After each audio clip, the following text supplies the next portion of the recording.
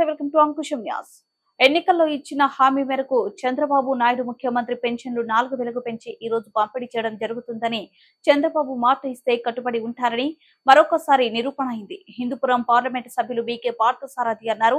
సత్యసాయి జిల్లా పెనుగొండ నియోజకవర్గం రొద్దం మండలం రెడ్డిపల్లి దొడగట్ట గ్రామంలో లబ్ధిదారులు ఇంటింటికి వెళ్లి 7,000 రూపాయల పెన్షన్ సొమ్మును లబ్ధిదారులకు అందజేసిన హిందూపురం పార్లమెంట్ సభ్యులు బీకే పార్థసారథి, అభిషేక్ కుమార్ పెరిగిన పెన్షన్ 4,000, 3 నెలల బకాయిలు 3,000 మొత్తం 7,000 అందజేయడం పట్ల సంతోషం వ్యక్తం చేస్తున్న అవ్వ తాతలు, అక్క చెల్లెమ్మలు ఎన్నికల సమయంలో ఇచ్చిన హామీని మొదటి నెలలోనే నెరవేర్చిన ముఖ్యమంత్రి నారా చంద్రబాబు నాయుడుకి జేజేలు పలుకుతూ ధన్యవాదాలు తెలుపుతున్న పింఛన్ లబ్ధిదారులు.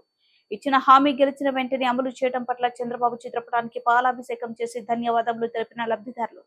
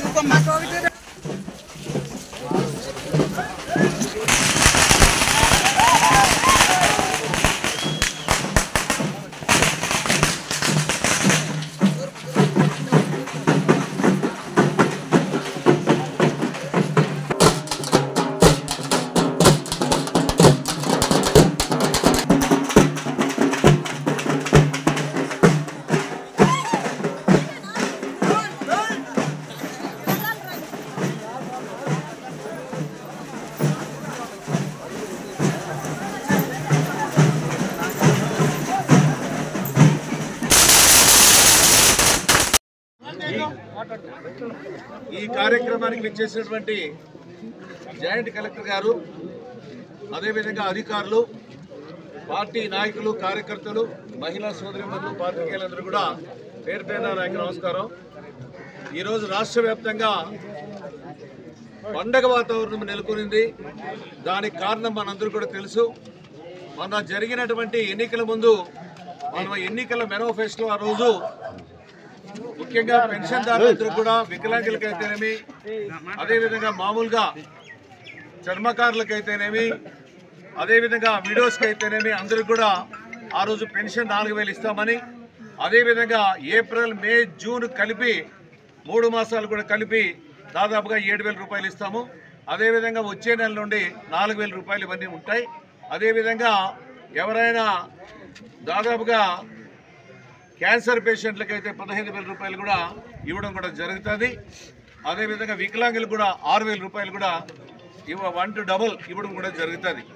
ఇవన్నీ పెరాలసిస్ వచ్చిన వాళ్ళు కూడా ఇవ్వడం కూడా, డయాలసిస్ కానీ ఇవన్నీ చాలా వరకు కూడా డబ్బులు కూడా ఇవ్వడం జరుగుతుంది. ఒక అష్యూరెన్స్ ఇచ్చాం. ఆ రోజు సూపర్ 6 అనేటువంటి అంశాలన్నీ కూడా ఎన్నికల ముందు హామీ ఇచ్చాం. ఆ హామీలో భాగంగా పెన్షన్ కూడా ఇవ్వడం జరుగుతూ ఉంది. అదేవిధంగా మన తొలి సంతకం కూడా మీ అందరికీ తెలుసు. బీఈడీ చదువుకున్నటువంటి ఎవరైతే చదువుకుంటున్నారో వాళ్ళందరూ కూడా ఉపాధ్యాయ పోస్టులు కూడా నోటిఫికేషన్ మీద కూడా సంతకం కూడా చేయడం, అదేవిధంగా ల్యాండ్ టైటిల్ యాక్ట్ కూడా రద్దు చేయడం కూడా జరిగింది. ఇక భవిష్యత్తులో అదేవిధంగా మహిళలందరూ కూడా ఉచిత బస్ సౌకర్యం కూడా ఇవ్వడం జరుగుతుంది. నిరుద్యోగ భృతి కూడా ఇవ్వడం కూడా జరుగుతుంది.